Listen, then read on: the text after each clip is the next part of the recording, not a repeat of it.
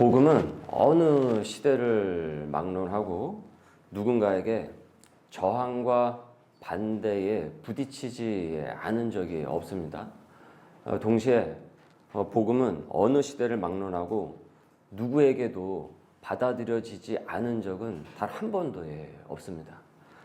마지막 선교지인 이 로마에 도착한 이 사도 바울과 그리고 그 로마 지역에 사는 유대인 지도자들이 이곳에서 만나게 되었어요. 로마에서. 자, 유대인 지도자들이 바울에게 이제 이렇게 얘기를 하는 거예요. 22절을 다시 한번 보십시오. 이에 우리가 너의 사상이 어떠한가 듣고자 하니 이 파에 대하여는 어디서든지 반대를 받는 줄 알기 때문이라. 이게 무슨 말씀입니까? 여기서 너의 사상이라고 하는 것은 사도 바울이 갖고 있는 기독교 사상, 그리스도의 사상을 말하는 것이고, 이들이 말하는 바울의 종파는 그리스도교를 뜻하는 것이겠죠. 즉 한마디로 바울, 당신이 전하는 이 복음이 가는 곳곳마다, 당신이 전하는 이 복음이 가는 곳곳마다 반대와 저항에 직면해서 여러 소리가 들린다라는 것을 우리가 익히 소문을 들어서 알고 있다. 이 얘기를 지금 유대인 지도자들이 이 로마에서 이 바울을 만나서 한 얘기인 거예요. 이 얘기를 들은 바울은 당황하지는 않습니다. 왜 그렇게 했습니까? 당신이 전하는 복음이, 너가 전하는 예수 복음이 사람들이 제대로 듣지를 않고 가는 곳곳마다 저항과 반대에 부딪힌다. 아니, 초면에 이런 얘기를 들었는데 왜 바울은 당황을 하지 않을까요? 여러분도 복음을 전하다가 이런 얘기를 혹시 들으시게 되면 초면에 당황하지 않겠습니까? 초면에 왜 저런 얘기를 할까 나한테? 아무리 그래도 그렇지. 그래 바울이 당황을 하질 않아요. 왜 그렇겠습니까? 그간 선교지에서 익숙한 반응이었기 때문에 그런 거예요. 여러 선교지를 돌아다녔을 때 뭐 이게 생경한 반응이 아니라 워낙 익숙한 반응이었기 때문에 당황을 하질 않아요. 어느 곳을 가거나 저항과 반대에 부딪히지 않은 적이 없었기 때문에 이런 반응은 바울에게 낯설지가 않았다라는 것이죠. 그래서 바울은 그들과 이 유대인 지도자들과 다시 날짜를 정해서, 약속하는 그 날짜를 정해서 이것에 대해서 우리가 다시 한번 진지하게 얘기를 한번 시간을 두고 나누기로 이제 약속을 합니다. 다행히 여러 사람이 진지한 호기심을 갖고 궁금증을 갖고 이 사도 바울을 만나러 와요. 그 약속한 날짜에 어기지 않고. 그러니까 저 사람이 무슨 얘기하는지 한번 내가 드러나 보자. 우리가 한번 드러나 보자. 그러니까 아마도 이 선교 여행에 대해서 바울이 여러 지역을 선교를 하면서 이 복음을 전하고 있다더라. 이 소문에 대해서 꽤 많은 유대인들이 들었던 것으로 이제 우리가 보여지게 되죠. 그래서 23절 한번 보십시오. 한번 23절 읽어보실까요? 시작. 그들이 날짜를 정하고 그가 유숙하는 집에 많이 오니 바울이 아침부터 저녁까지 강론하여 하나님의 나라를 증언하고 모세의 율법과 선지자의 말을 가지고 예수에 대하여 권하더라 라고 했습니다. 어떻습니까? 열띠게 아침부터 저녁까지 강론을 펼치고 있어요. 여기서 강론의 내용은 무엇입니까? 지금 바울이 전하는 강론의 내용이 무엇입니까? 이하 9절에 그 나오죠. 하나님 나라 그리고 유대인들이 익히 알만한 모세의 율법과 선지자들의 어록, 그 말을 사용하여서, 즉 구약 성경을 사용하여 예수님에 대해서 지금 이 유대인 지도자들에게 전했다라는 것입니다. 하나님의 나라와 구약 성경을 통하여서 강론을 했다. 자, 이것을 언제서부터 언제까지요? 아침서부터 저녁까지 이 강론을 펼친 거예요. 바울도 대단하지만 지금 여기 모여있는 사람도 대단하죠. 아침서부터 저녁까지 이것을 다 듣고 있으니까. 주일 예배가 7부까지 있던 어떤 한 그 교회에서 있었던 일이에요. 그러니까 교회가 뭐 크면은 그게 가능하죠. 7부까지 예배를 드릴 수가 있겠죠. 7부까지 이제 목사님이 그날 이른 아침서부터 이제 오후 늦게까지 거의 뭐 저녁까지 설교를 다 마치고 이제 집에 와서 그 사모님에게, 아내에게, 여보, 나 오늘 너무 힘들어. 이제 좀 쉬었으면 좋겠어. 라고 이제 얘기를 했어요. 그랬더니 사모님이, 나 오늘 그 설교 다 들었어요. 라고 얘기를 했다라는 거예요. 제가 4부까지 한 적이 있었거든요. 4부까지. 그런데, 이게 만만치 않았던 기억이 있습니다. 그때 이전도사님도 다 듣더라고요. 여기 있는 이 사람들이 여러분 할 일이 없어가지고 지금 여기에 앉아 있는 것이 아니죠. 나름 진지했어요. 바울이 전하는 복음에 대해서 알고 싶은 마음이 컸단 말이에요. 이게 무슨 억하심정으로 무슨 방해하고 시비거리 찾으려고 바리새인들처럼 그렇게 시비거리 찾으려고 지금 여기에 온 것이 아닙니다. 그리고 나오는 반응은 이래요. 아침서부터 저녁까지 예수 그리스도에 대해서 복음에 대해서 강론을 쭉 펼쳤는데, 그리고 나서 다 끝났어요. 그리고 나서 어떤 반응이 나왔느냐? 24절을 보세요. 그 말을 믿는 사람도 있고 믿지 아니하는 사람도 있어 라고 하고 있죠. 누군가는 그 말을 듣고 믿는 사람도 있었지만 그렇지 않은 사람도 있었다라는 거예요. 이 중에 바울이 최선을 다해서 열정을 다해가지고 아침서부터 저녁까지 얼마나 열심히 피를 토하듯한 그 심정으로 이 사람들을 내가 오늘 아니면 내가 또 언제 만나겠는가, 그 열망이 느껴지지 않습니까? 최고의 성경 교사인 사도 바울이 예수 그리스도의 그 복음에 대해서, 그리고 당시 헬라 철학을 두루두루 다 섭렵하고 있었던 최고의 지식층 중에 하나였던 이 사도 바울이, 그래서 가말리엘의 수제자였던 이 사도 바울이 아침서부터 저녁까지 이 복음에 대해서 알아듣게 설명을 했지만은 어떻습니까? 믿는 사람도 있었으나 그렇지 않은 사람도 많이 있었다라는 거예요. 여러분, 이것이 무엇을 우리에게 얘기하고 있을까요? 무엇을 우리에게 생각이 나게 할까요? 우리도 언제나 복음을 전할 때 거절당할 수 있다는 것이죠. 언제나. 그것이 생경한 것이 아니라는 거죠. 이 세상 가운데서. 마음과 정성을 다해서, 때로는 맛있는 것도 사주면서, 때로는 내가 더 낮은 자세로, 저 자세로 그 영혼을 구원하기 위하여 지극 정성을 보이면서 그 영혼에게 다가갔는데, 가족이든 친구든 동료든 주변의 지인이든 우리가 전하는 복음을 받아들이지 않을 수가 있다는 거예요. 그런데 여러분, 우리가 기억해야 될 건 뭐냐면, 여기서 중요한 것은 결과보다 우리가 복음을 전하는 자세와 태도라는 거예요. 이게 사도행전에서 집중하고 있어요. 결과를 너무 신경을 쓰면은 복음을 쉽게 포기하게 됩니다. 지금 우리 시대가 결과 중심주의잖아요. 결과론적이잖아요. 결과가 중요하잖아요. 과정은 별로 중요하지 않고. 그러다 보니까 어떻습니까? 결과가 나와도 나중에 그 과정을 추적을 하니까 과정에 항상 문제가 생기죠. 그래서 그 결과가 어떻게 돼요? 어그러지죠. 이게 우리 사회의 문제예요. 이 사회에. 근데 복음을 우리가 그렇게 가면 안 된다는 거예요. 전했는데 저 사람이 안 믿어요. 나는 전도의 소질이 없는 것 같아요. 내 말은 콩으로 매주를 쓴다고 해도 잘 안 믿는 것 같아요, 사람들이. 한번 거절당하니까 마음이 쫄아들어서 다시는 말을 못 하겠어요.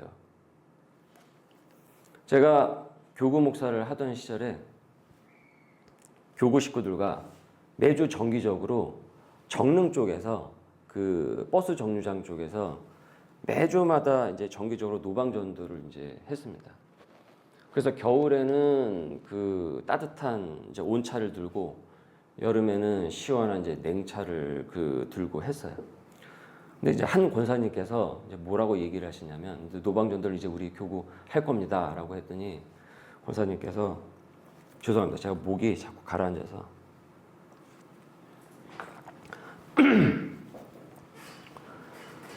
본인은 지금까지 모르는 사람에게는 한 번도 전도를 해본 적이 없으시대요. 한 번도. 그래서 너무 당황스럽다라는 거예요. 지금 이 전도하는 이 모임이. 예. 그래서 제가 뭐라고 얘기했냐면, 아니, 걱정하지 마시고 저만 따라서 같이 오시면 된다고. 두려울 거 하나도 없다고. 예. 혹시나 또 전하는데 전도지를 나한테 던지면 어떡하나. 예? 또 엄한 소리나 욕을 얻어먹으면 어떡하나. 이제 이런 걱정이 생길 수가 있잖아요. 예. 두려움이 있잖아요. 그런데 이후에도 권사님이 계속 나오시는 거예요. 계속 나오세요. 나중에는 잘하시더라고요. 열심히 그냥 저기까지 막 들고서 막 왔다 갔다 하시면서 너무 잘하시는 거예요.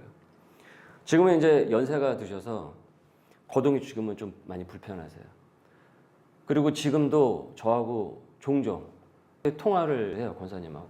그럼 권사님이 통화를 할 때마다 그 얘기를 자주 하세요, 저한테. 그때 되게 좋았대요. 행복했대요. 기뻤대요. 신났대요. 그 두려움이 굉장히 많이 없어졌대요. 그때가 참 재밌었어요, 목사님. 그렇게 얘기를 하시는 거예요. 내가 복음으로 살아서 자연스레 복음이 내게서 흘러나오는가, 복음을 전하는가, 이것이 중요한 거예요. 바울은 복음을 거절하는 사람들 때문에 마음이 막 상심을 하거나 막 납담을 하거나 갑자기 막 생채기가 나거나 뭐 해도 안 되네. 그러면 해서 내가 뭐 하는가? 근데 이렇게 선교 여행에서 뭐해? 어차피 해도 안 되는데. 아니 아침서부터 저녁까지 내가 이렇게 열심히 전하고 내가 그렇게 지금까지 배운 모든 바를 다 정해서 지금 이렇게 반응이 나오는데 이거 해서 내가 뭐 하겠어? 아무 소용이 없는 것 아니야? 이런 생각이 들 수 있는 것 아니겠습니까? 그런데 사도 바울이 그것 때문에 상심하거나 낙담하지도 않아요. 그렇다고 해가지고 듣는 이가 있었다고 해서 몇 명이 더 있었다고 해가지고 지나치게 막 이 기분이 업이 돼가지고 흥분을 하거나 그렇지도 않습니다. 물론 기쁜 마음이 그 안에 가득 차 있었겠죠. 당연히. 사도 바울이 복음 앞에서 항상 집중했던 것은 무엇이냐면 내가 지금 온전히 복음을 전했는가, 온전히 전했는가, 이것이 그에겐 더 중요했던 거예요. 결과보다. 즉 과정의 복음이 내가 온전했는가, 이걸 항상 봤다라는 것이죠. 여기에 항상 집중을 했다라는 거죠. 나머지는 하나님께서 하시는 일이니까. 그러니까 결과는 하나님께 맡기는 거고 우리는 과정이 우리의 미션이고 사역이라는 거예요. 근데 사도 바울은 아주 정확하게 하나님의 본 의를 깨닫고 있었기 때문에 이 선교와 전도를 하는 데 있어서도 그 마음 자세와 태도가 흔들리지 않을 수 있었다라는 것입니다.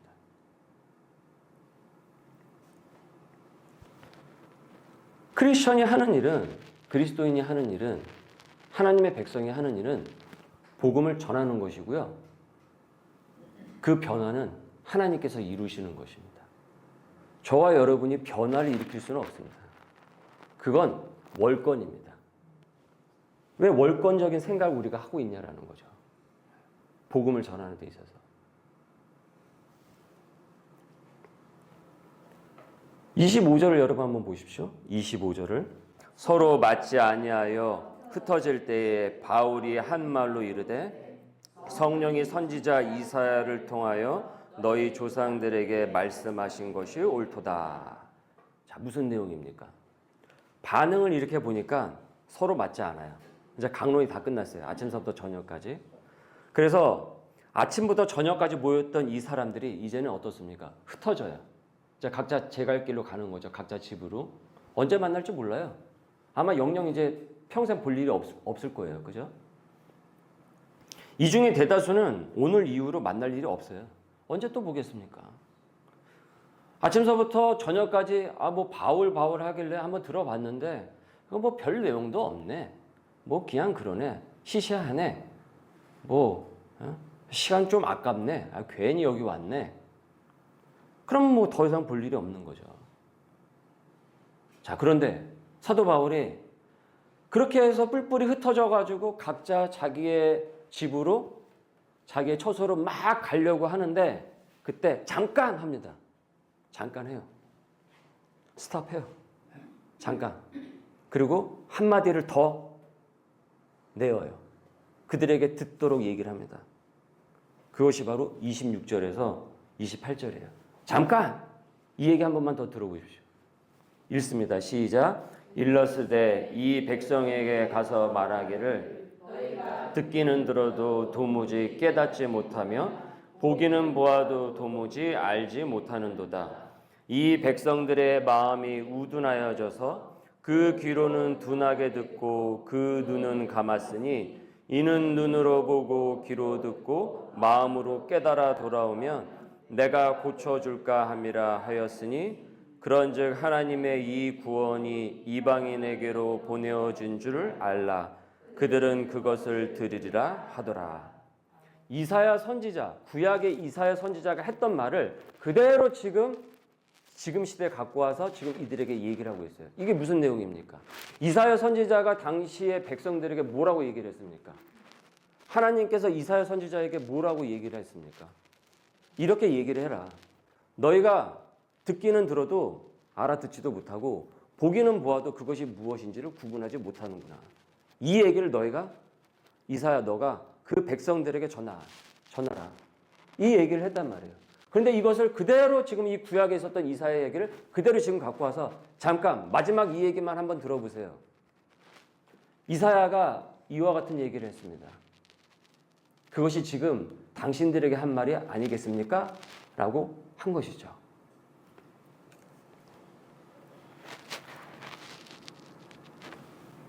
그들의 마음이 우둔해서 그렇다. 마음이 둔한 거죠. 다쳐가지고 너무 우둔해요. 만일 깨달아 돌아오면 고쳐주었을 거예요. 그러나 그렇게 하지 않는다라는 거죠. 이로써 이젠 귀한 복음이 어디로 갑니까? 유대인에게 있는 것이 아니라 이제 어디로 넘어갑니까? 이방 사람, 다른 사람들한테 간다라는 거예요. 그 복음에 이제는. 이 얘기를 전한 거예요.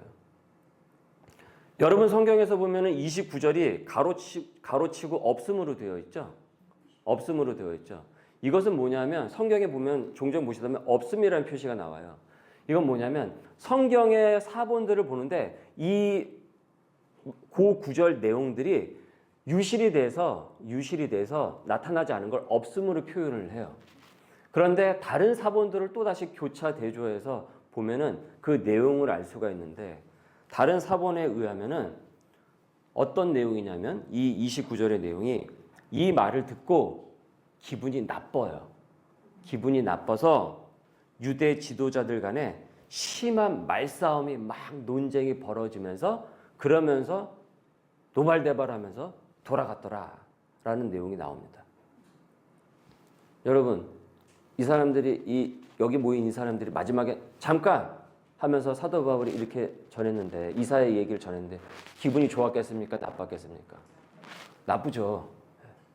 왜 더 나빴을까? 이 사람들은 이 내용을 알았습니까? 몰랐습니까? 유대인이기 때문에. 당연히 알아요. 당연히 알아요. 그런데 단 한 번도 이사야의 이 말씀이 자신들에게는 해당한다고 단 한 번도 생각해 본 적이 없었던 거예요. 그런데 사도 바울이 이 순간에 이 얘기를 하고 있는 거예요. 당신들이 그 사람들 아닙니까? 언제나 이 유대인 지도자들은 자기는 여기에 해당하지 않는 사람들이라고 생각했던 거예요. 난 항상 듣고 볼 줄 알고 분별할 줄 안다고 생각을 했던 거죠. 그러나 그것이 아니라고 얘기를 하니 기분이 나빠서 서로 막 논쟁을 하고 말싸움을 하면서 돌아갔다라는 것입니다. 대단하죠. 사도 바울도 대단하죠. 이 유대인 지도자들 앞에서 이렇게 말할 수 있다라는 거죠. 여기서 사도 바울이 복음을 어떻게 대했는지를 우리는 재차 보게 되는 거예요. 그의 자세와 태도가 어떠했는지를. 끝까지 전할 것을 전하고 나머지는 누구에게 맡깁니까? 하나님께 전하고 하나님께 맡긴 거예요. 하나님. 사도행전은 이 이후에 지금 여기 자리에 모여 있었던 이 사람들이 어떻게 살아갔는지, 그 이후에 동태가 어떻게 변했는지는 전혀 나와 있질 않아요. 다만 사도행전에서 여러분 집중하고 있는 건 무엇인 줄 아십니까? 바울이 복음을 이렇게 전했다라는 것만 기록을 하고 있어요. 이거로써 우리는 알게 되는 거예요. 성경이 복음에 대한 것을 어떻게 접근을 하고 있는가? 복음을 어떻게 접근을 하고 있는가? 그리고 30절 이하에서 보듯이 바울은 자기 셋집으로 돌아갑니다. 셋집은 무엇이라고 했습니까? 월셋집이라고 그랬죠? 30절입니다. 읽습니다. 바울이 온 이태를 자기 셋집에 머물면서 자기에게 오는 사람을 다 영접하고 2년 동안 그 월세방을 얻어서 사글세방을 얻어서 거기서 머물면서 사람들을 초청하고 영접을 한 거예요. 대접을 한 거죠. 초대를 했어요. 바울은 이 로마에서 가택연금을 당해요. 그래서 이 셋집을 벗어날 수가 없어요. 자기 마음대로. 외출하고 나오고 그렇게 할 수가 없어요. 여기 안에서만 딱 머물러야 돼요. 움직이지 못해요. 그러니까 복음을 전하기 위해서는 이 사도 바울로서는 어떻게 해야 됩니까? 자기가 나갈 수가 없으니까 불러올 수밖에 없는 거예요. 이건 가능했거든요. 그래서 자기 셋방으로, 작은 셋방으로 부른 거예요, 사람들을. 그리고 사람들을 초청하고 만나고 따뜻하게 대접을 해요. 환대를 하는 것이죠, 그 사람을. 그러나 복음을 전할 때는 거침이 없었어요. 복음을 전할 때는 거침이 없었다고요. 마틴 로이드 존스라는 위대한 설교자가 있어요. 설교자들이요, 당신은 어떤 설교자가 되어야 하는가라고 얘기했을 때 이렇게 얘기했어요. 강단에서는 사자가 되라. 내려오면 양이 되라. 라고 얘기했어요. 최악은 이걸 거꾸로 했을 때 최악이 되는 것이다. 라고 얘기하더라고요. 왜 강단에 섰을 때는 설교자가 사자가 되어야 되는 것입니까?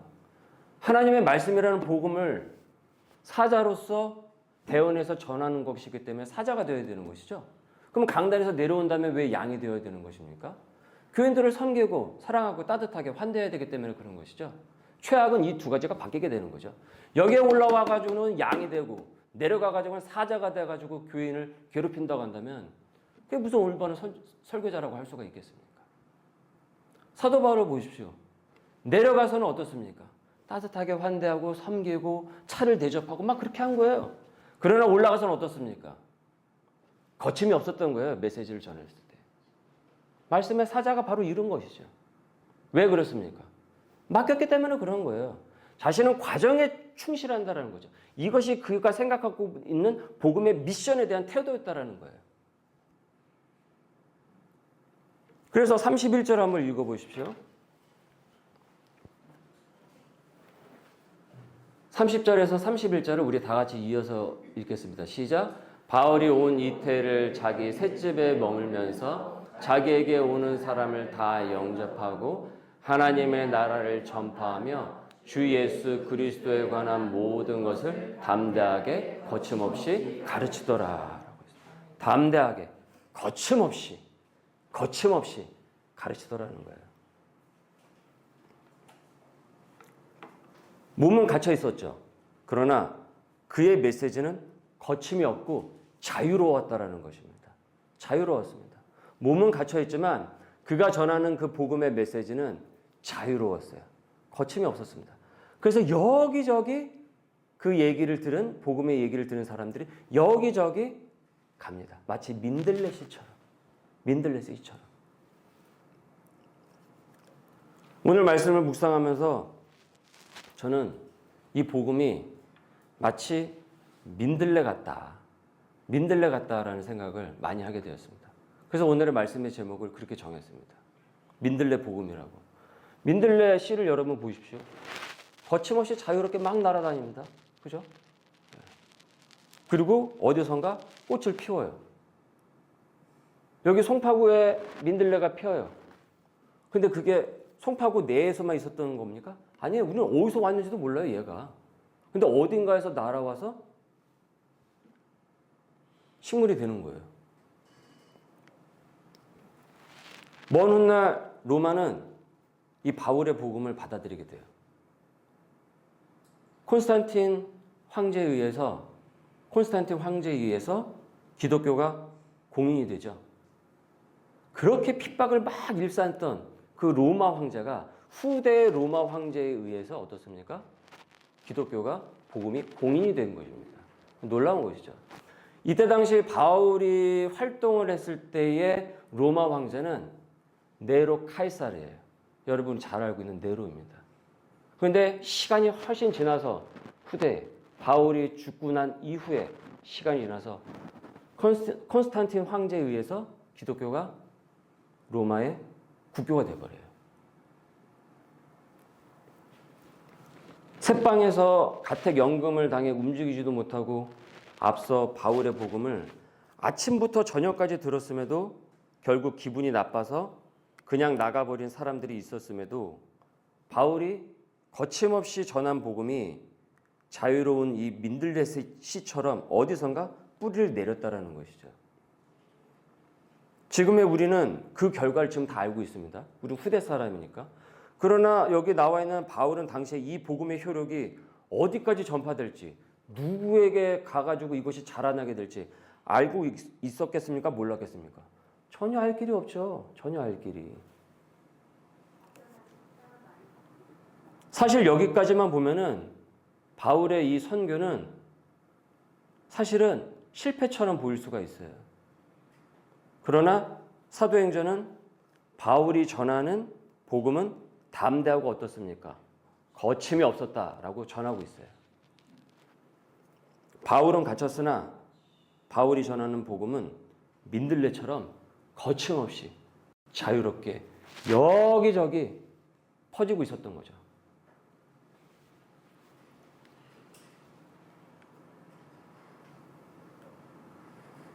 이전도사님의 친구분이 여러분도 보셔서 그때 올 초에 그때 인사를 나누셨겠지만 우리 교회 방문을 했었죠? 그 말씀드렸죠? 이전도사님 전도한 친구가 그 친구분이었다고. 26년여 전에 이 전도사님에게 여러 차례 복음을 전했대요. 근데 그때는 잘 안 들렸대요. 근데 어느 순간 그 얘기가 들리더래요. 하나님의 사랑이 들리더래요. 그리고 호기심이 생기고 궁금증이 생기더래요. 그래서 교회를 가게 되었대요. 그리고 나중에 신학까지 전공을 해서 이제 전문 사역자가 되었어요. 이 전도사님의 남편은 지금 뭐하고 있는 사람인지는 굳이 말씀드리지는 않겠습니다. 예. 그리고 이 전도사님을 전도한 친구분의 어머니께서 올해 초 우리 교회에 오셔서 등록을 하셔서 새로운 우리 교회의 식구가 되셨습니다. 여러분 26년여 전에 전한 친구의 복음의 씨가 이렇게 맺어지고 있다는 것은 하나님께서 무엇을 우리에게 지금 보여주고 계신 것입니까? 무엇을 보여주고 계신 것입니까? 하나님께서 거침없이 우리에게 저와 여러분에게 복음의 효력을 실제적으로 보여주시는 증거 아니겠습니까? 만일 이것을 보고도 깨닫지 못한다고 한다면 앞서 전한 바 너희가 듣기는 들어도 무슨 내용인지 알지도 못하고 보기는 보아도 제대로 구분하지를 못하고 알지를 못하는구나. 그런 우둔한 백성들일 것입니다. 그러나 저와 여러분은 이 복음의 효력과 능력을 능히 알고 믿고 있습니다. 네. 그래서 이 자리에서 함께 모여서 함께 같이 예배를 드리는 것이죠. 아마 우리 교우분들도 복음을 접하게 된 그 과정 속에 하나님의 만져주심과 깨닫게 하심이 다 있으실 거예요. 하나님께서 각 교우분들을 사랑하시기 때문에 그 복음이 어디선가서부터 와서 닿아서 꽃이 피게 하신 것입니다. 복음의 꽃이 피게 하신 거예요. 이 전도사님은 명확하게 자신을 전도한 대상자가 누군지를 알지만 저는 사실은 누군지 잘 몰라요.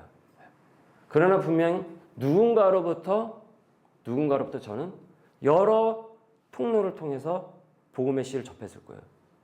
그분도 저에게 그 씨가 전해졌는지 아닌지 그분도 잘 모를 수 있어요. 그렇기 때문에 우리는 이것에 대해서 감사하고 은혜롭게 여길 수 있어야 됩니다. 그래야 그 은혜가 30배, 60배, 100배로 더욱더 커지게 됩니다. 이게 바로 복음의 능력이에요. 바울처럼 셋방에서도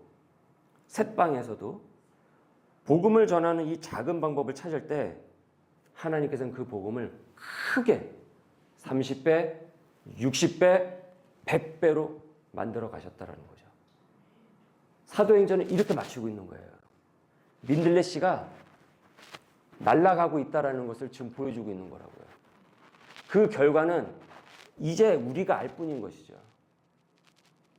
여러분이 복음으로 살아내시려고 하고 예수 그리스도의 복음을 이렇듯 저렇듯 삶의 모습을 통해서 말을 통해서 전하고 계시죠? 그 민들레 씨는 날아가고 있습니다. 어디선가 맺히고 있을 거예요. 결과는 하나님께 맡기십시오. 그 과정의 미션에 충실하십시오. 우리는 하나님의 사람들입니다.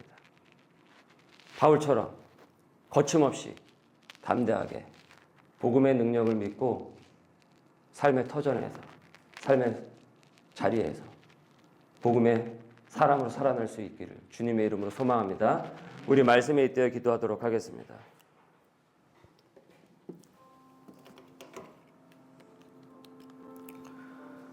주님, 우리에게 주신 복음은 갇힐 수 없음을 압니다. 내가 누리는 이 복음을 거침없이 자유롭게 바울처럼 전하게 하여 주셔서 이곳과 저곳에서 꽃이 필 수 있도록 인도하여 주옵소서. 우리 함께 같이 기도하겠습니다. 은혜가 가득하신 주님, 추운 겨울이 지나고 따뜻한 봄의 시간이 왔습니다. 어디선가 씨가 날아와 봄에 꽃이 피듯이 우리가 뿌린 그 복음의 씨가 꽃과 열매를 맺도록 인도하여 주옵소서. 추운 상황에서도 봄의 계절을 기대하며 바울처럼 담대하고 거침없는 복음의 사람이 되도록 인도하여 주옵소서. 혼란한 이 시대에 그리스도의 계절을 꿈꾸는 소명의 백성이 되도록 역사하여 주옵소서. 감사하며 예수님의 이름으로 기도드립니다. 아멘.